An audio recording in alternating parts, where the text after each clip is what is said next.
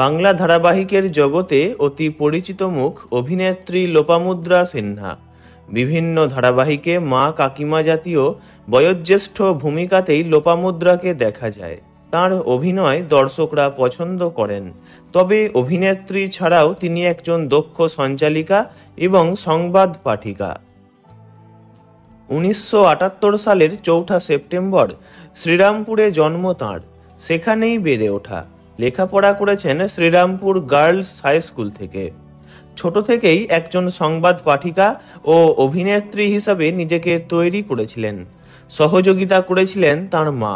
কলেজের লেখাপড়া শেষ করার পর একজন সংবাদ পাঠিকা হিসাবেই নিজের কর্মজীবন আরম্ভ করেছিলেন তিনি।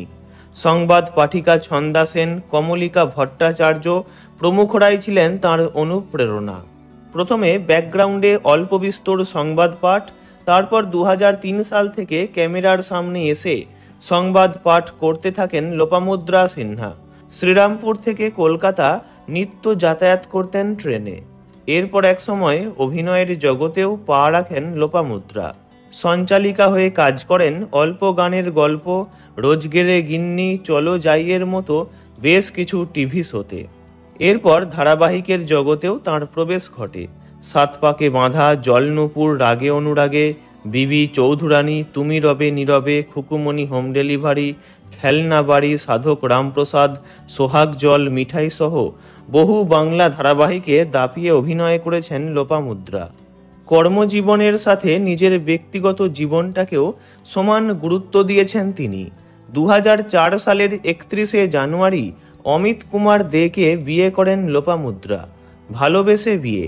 অমিতবাবু অভিনয় জগতের সঙ্গে যুক্ত নন। তিনি একজন চাকুরিজীবী। তাঁদের এক ছেলে আছে যার নাম রিক। 19 বছর বয়সী রিক এখন লেখাপড়ার জন্য কলকাতা ছেড়ে, পরিবারকে ছেড়ে ব্যাঙ্গালোরে রয়েছেন। তবে মাঝে মধ্যেই বাবা মায়ের কাছে কলকাতায় আসেন তিনি। বর্তমানে স্বামী, মা, শাশুড়ি মা এবং পরিবারের আর 5 জনকে নিয়ে ভালোই আছেন লোপামুদ্রা। বেড়াতে যেতে দারুণ পছন্দ করেন তিনি। তাই তো কাজের ফাঁকে বা ছুটি নিয়ে মাঝে মধ্যেই সপরিবারে বেড়াতে বেরিয়ে পড়েন তাঁরা। ভালো থাকুন লোপামুদ্রা। ভিডিওটি ভালো লাগলে লাইক করবেন, অন্য কারো বিষয়ে জানতে কমেন্ট করবেন। আর এমনই সব ভিডিও পেতে চ্যানেলটি অবশ্যই সাবস্ক্রাইব করবেন। ধন্যবাদ।